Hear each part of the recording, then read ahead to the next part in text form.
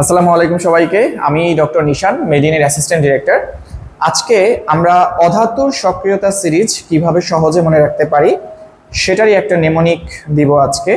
ধাতুর সক্রিয়তা সিরিজ কিভাবে মনে রাখতে পারি সেটা কিন্তু আগের একটা ভিডিওতে আমি দেখিয়েছি, একটা ছোট্ট একটা নেমোনিক দিয়েছিলাম। তো চলো আমরা কথা না বাড়িয়ে শুরু করে দেই। আচ্ছা, অধাতু কারা? অধাতু হচ্ছে বিক্রিয়াকালে যারা ইলেকট্রন গ্রহণ করে নেগেটিভ আয়নে পরিণত হবে, তাই না? যেমন ধরো ক্লোরিন, সে বিক্রিয়াকালে একটা ইলেকট্রন গ্রহণ করে Cl- হবে, তাই না? Cl- এটা কি ক্যাটায়ন নাকি অ্যানায়ন? অ্যানায়ন। তার মানে আমরা বুঝতে পারছি অধাতুর সক্রিয়তা সিরিজ বলতে আসলে অ্যানায়নের সক্রিয়তা সিরিজ, তাই না? আচ্ছা চলো, সো আমরা নেমোনিকটা দেখে ফেলি, যে নেমোনিক দিয়ে আমরা অধাতু বা অ্যানায়নের সক্রিয়তা সিরিজ মনে রাখতে পারি। আচ্ছা, তাহলে আমাদের টপিকটা হচ্ছে অধাতুর সক্রিয়তা সিরিজ।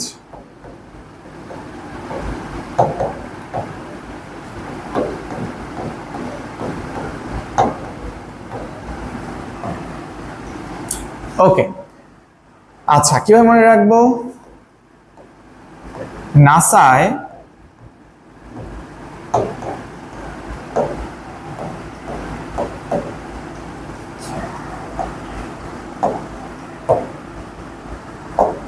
কোলা ব্যাং, নাসায় কোলা ব্যাং আমার হাসে।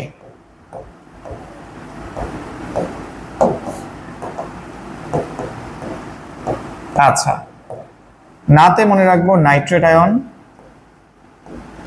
সাথে মনে রাখবো হচ্ছে সালফেট আয়ন অথবা সালফাইট আয়নও হতে পারে।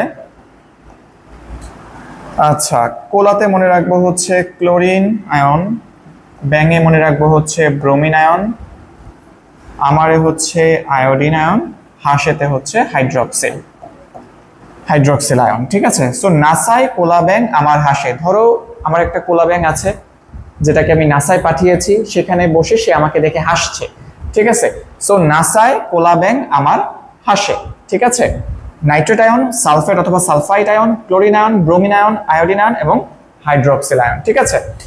এখন ব্যাপার হচ্ছে যত তুমি উপর থেকে নিচের দিকে যাবা, অর্থাৎ সিকোয়েন্সটা যদি এইটা হয়, এই তারপরে এই, যত নিচের দিকে যাওয়া যাবে, অর্থাৎ যত নিচের দিকে যাওয়া যাবে তত জারণ বিভবের মান বাড়বে।